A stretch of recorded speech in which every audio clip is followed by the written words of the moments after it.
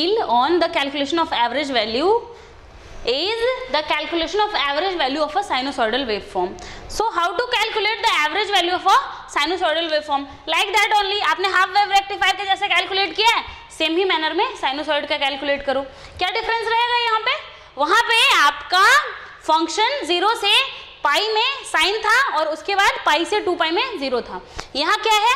0 से 2 पाई में भी साइन ही है. Okay, so here the function is, यहाँ पे करंट के फॉर्म में आपका फंक्शन दिया हुआ है. So write it as I of T is equal to, this pen is not working, I of T is equal to I M sine omega T. Now calculate the value of the average value of sinusoidal waveform. So average value, let me try another. Average value is equal to क्या होगा? 1 by time period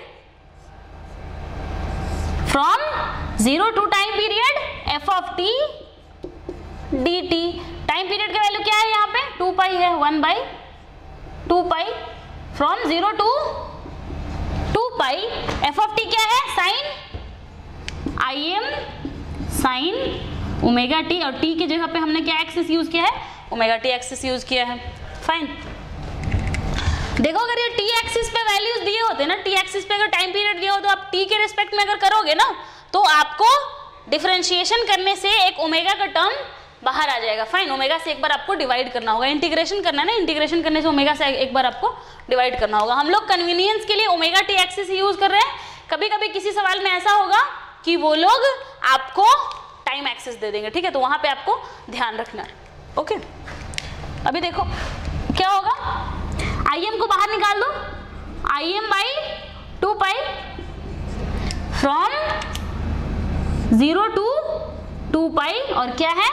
sign omega t d omega t. Sine का क्या होगा difference integration? Minus cos. So this is minus cos omega t from 0 to 2 pi. Values put करो. Cos 2 pi का,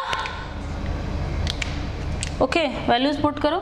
this is I M by 2 pi minus cos 2 pi minus of minus cos 0. Cos 2 pi का value क्या होगा? +1. सो this is I M by 2 pi minus 1 plus 1. You see, you get the value of sinusoidal average is equal to 0. नहीं, अगर ऐसे नहीं करना है तो आप सीधे देख के भी बता सकते हो. ये क्या होता है, जो ग्राफ होता है ये कैसा होता है? देखो इतना, यहाँ पे जितना पॉजिटिव एरिया है उतना ही यहाँ पे नेगेटिव एरिया है. तो एवरेज वैल्यू क्या होता है? Area under the curve divided by time period. So positive area और उसमें नेगेटिव एरिया ऐड करोगे तो क्या होगा? वो ऐसे भी कैंसिल हो जाएगा. तो आप सिंपली देख के भी कह सकते हो कि इस साइनोसॉइडल वेवफॉर्म का एवरेज एरिया क्या होगा? 0 होगा. ठीक है, तो साइनोसॉइडल वेवफॉर्म का क्या होता है? एवरेज एरिया 0 होता है. Fine. So this is again a note point for you that average value of क्या चीज? Sinusoidal waveform is equal to 0.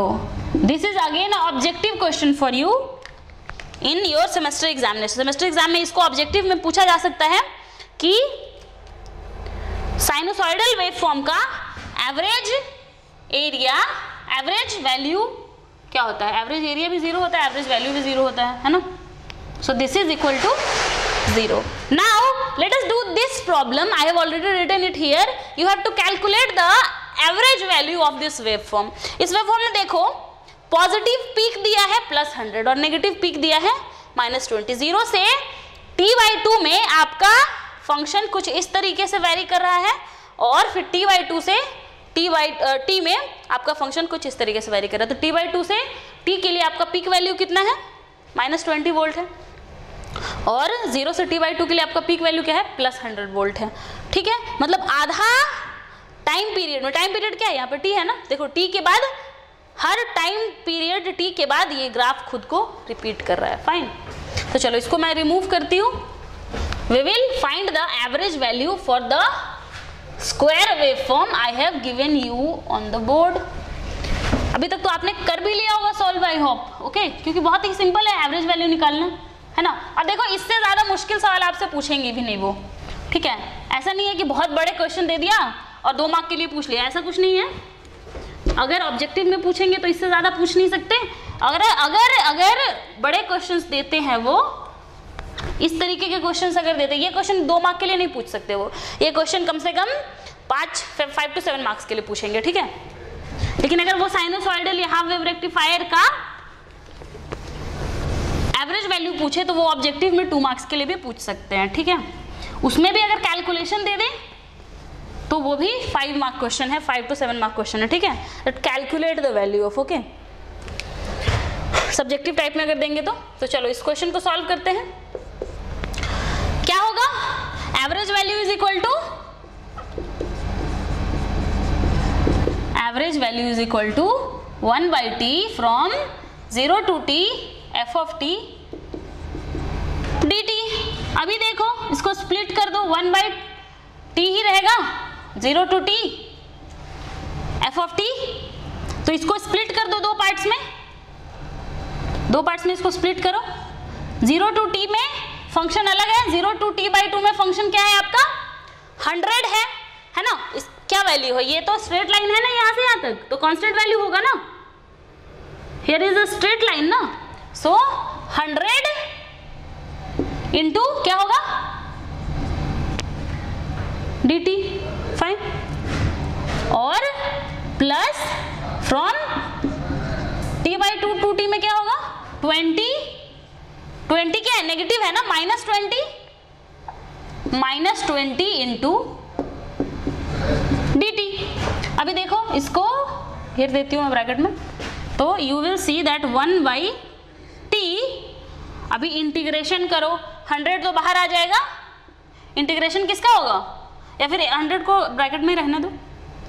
Look I am writing it like this, 100t from 0 to t/2 और -20t from t/2 to t, और total divided by कितना है, total divided by t है यहाँ पे। अभी करो इसको 1/t, ये क्या होगा, 100t/2, 100t/2 -20 into t - t/2 is again t/2, तो -20t/2, you will get it as 1/t into कितना t/2, 80t/2। अब देखो ये t तो हो गया cancelled out, okay, so this is कितना है, 40, और क्या ये 40 एम्प्स होगा, क्योंकि वोल्ट्स है, वोल्टेज दिया हुआ है ना यहाँ पे।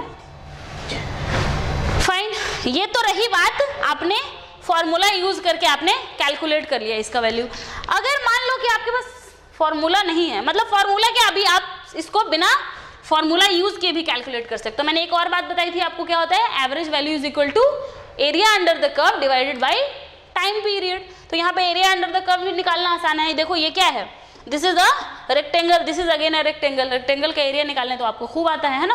तो चलो इस मेथड से भी करते हैं इसको। तो इसको मैं कहती हूँ मेथड 1, अभी मैं मेथड 2 बताती हूँ आपको कैसे यूज करना है। So method 2, average value is equal to क्या होता है, area under the curve divided by time period. Time period तो दिख रहा है कि t है, तो 1/t तो रहना ही है।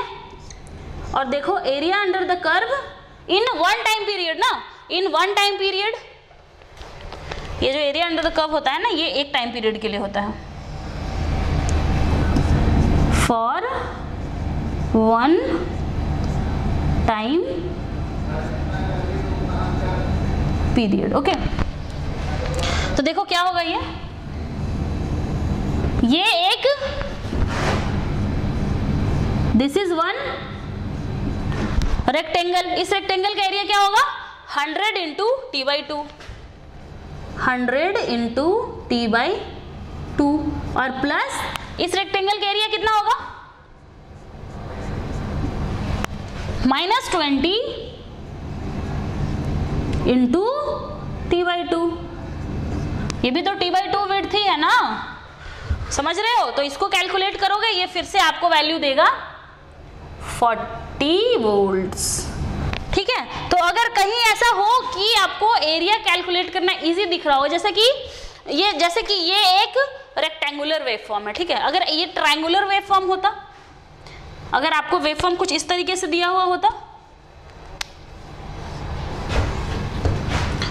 ये देखो कुछ ऐसा बना दिया, ठीक है, इस तरीके से, कैसे किया, ये सॉटूथ वेवफॉर्म है, ऐसा वेवफॉर्म आपको मिलेगा कहीं ना कहीं, फिलहाल मैं आपको बताती हूँ।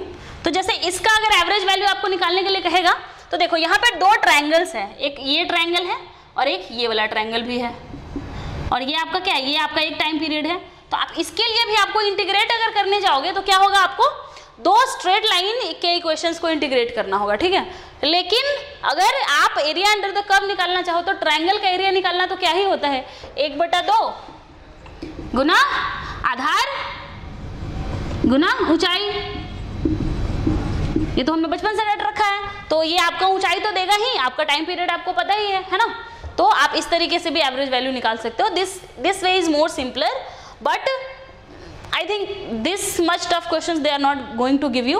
These questions are not tough even. You can easily solve them by calculating the area under the curve in 1-2 minutes. Okay.